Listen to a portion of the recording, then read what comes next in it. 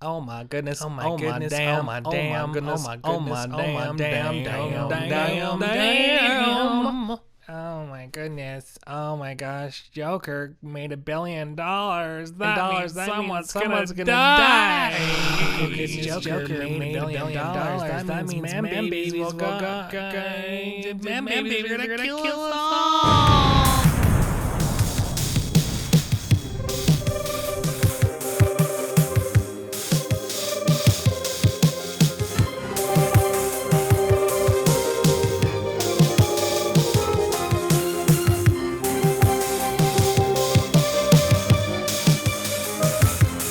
Just a quick shout out to everyone. Thank you so much for subscribing to this channel. We just hit 1477. We're on our way to 1500 subscribers. So if you haven't subscribed yet, I'd love to have you on here, and thank you so much for joining us here, and thank you very much. On these videos, I actually do try to do new music for each one.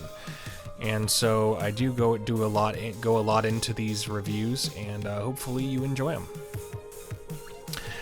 During this episode recap, when our fearless anti-hero had mentioned Underworld, because he mentioned they were talking about where it was, some location of something. He goes Underworld, and that was when he was talking with Carl Weathers' character. I was reminded of the Underworld game that had been started and then tabled when the idiots at Lucasfilm decided to make Star Wars into a propaganda machine instead of a money-making, storytelling, entertaining enterprise. So it is a shame that we had to go through what we went through to get here. Again, I'm going to say that again. It is a shame that we had to go through what we went through to get here. Lucasfilm, Luke us. That is the only way you're going to fix any of this. You have to fix Luke Skywalker. I'm definitely not a fan of the new Star Wars intro music. It was non-Star Wars to me. Not a fan of that intro. It's a little bit too Marvel. I mean, I'm just getting warmed up to this, so I'm just letting these things out, and it's like this is all therapy to us all here. So bear with me on this. If I nitpick about something that you like or something, then forgive me for it. Because honestly, I'm really loving this series now. I'm really starting to fall into it and love it. So that is something that is exciting to me. Amazing things that happen with the music, the world building, the friendship that we have between our new anti-hero, if you want to call him an anti-hero. I'm not quite sure if he's really an well, maybe he kind of is, because he's killing people. So yeah, I mean, he's killing people. Well, it is what it is. I don't know. I mean, I don't know if that necessarily makes him an anti-hero. I don't know. But so the name of the Mandalorian, of course, is Din Djarin, and I'm pretty sure it's spelled DINNJ'Aren. And so this, I mean, some people had said that it was possible that it was like an EU character. As a matter of fact, it seems like he's a brand new character. But he said that Pedro Pascal said he's kind of the, what we're seeing on screen. He's kind of a Clint Eastwood type who doesn't talk very much, doesn't have a whole lot of dialogue, but when he does, he means it. He means what he says. He's a man of action. But what did they say? It was a cross between a samurai and a mean-ass cowboy. So this open-ended, hypnotic, peaceful, and mysterious tribal drumming at the beginning here of this episode. This open-ended, hypnotic, peaceful, and mysterious tribal drumming, coupled with the powerful but subtle thrust of a wind instrument, a flute of some kind, jutting out blues licks like it owns this deserted universe, waiting to triumph over it. This created a very curious and comforting scene as our new tiny lizards scurry. I'm reminded of the Compsognathus. Compsognathus, which is the smallest known of dinosaurs that was the first featured in the Lost World Jurassic Park. This little pack hunter probably ate bugs and small lizards. In fact, the first fossil skeleton of the dinosaur had the remains of its last meal, a lizard. still in its stomach. And so I love how cute the Lennox is, basking in its own contentedness while floating on by, relaxing while our anti-hero trudges through the welcoming mud. This scene is slowly built and peppered with intrigue. We wonder about what the Mandalorian thinks about as he is contemplating his surroundings. We are reminded of how valuable and rare any member of Yoda's species is when he is ambushed by 3 Trandoshans. All deep Star Wars fans should love this moment when we see the famous Darth Vader line come to life and illustrated in a full capacity when he turns up the pulse rifle to a higher distance setting, creating a blast and disintegrates one of the Trandoshans.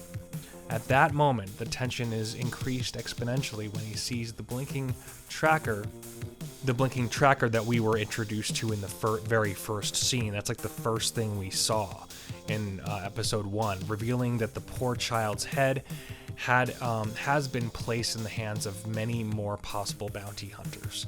This is a great story because it will continue to pull more bounty hunters into his travel path, and most likely his line of fire. As the tension builds, I can almost hear Din Djarin say, "What have I gotten myself into?" Because there's definitely some of that moments where you are feeling kind of emotion just by looking at his blank mask.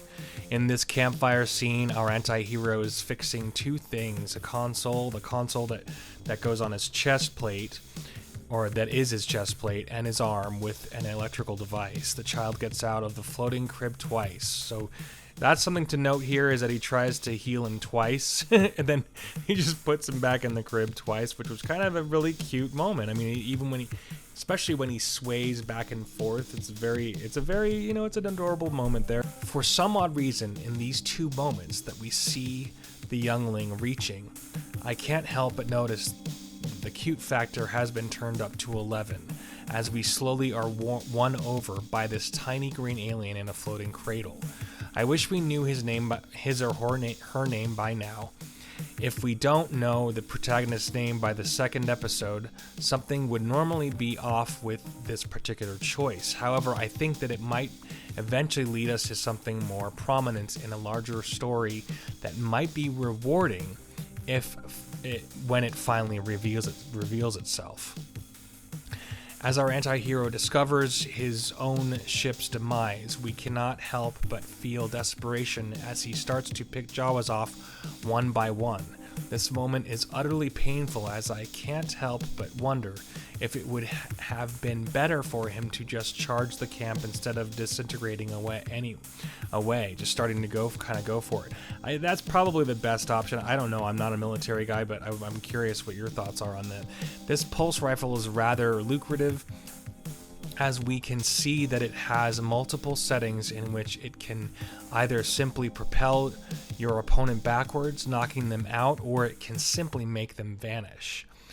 Scrambling for a not-so-bleak future, Jawas hobble into the crawler, picking up speed significantly, much more significant than we have ever seen crawlers take on. And our anti-hero charges for the monstrous desert tank, heading for vengeance and survival. Tossing these glowing-eyed freaks aside like Jake Skywalker tosses his lightsaber, he scales this towering monstrosity of a vehicle like a knight scaling a castle wall, or Luke climbing the sail barge as thugs try to pop out and attack. It appears to be all for nothing, as our new Iron Man of Star Wars is simply dusted off the top with the Jawas' paralyzing weapons. Forced to face the music, our Mandalorian is disgruntled and misshapen, distraught and encumbered by the challenge that has been placed in front of him. As his solemn desert journey continues, we all face the journey together in a musically propelled, captivating sequence joined by the setting sun and the lonely, hostile desert. In this scene, the music is slowed down, more epic, and we get to know the theme more. becoming more enraptured, and invested in the character's desire for success, really becoming a part of it. It's almost like, we're the Borg being melded into it.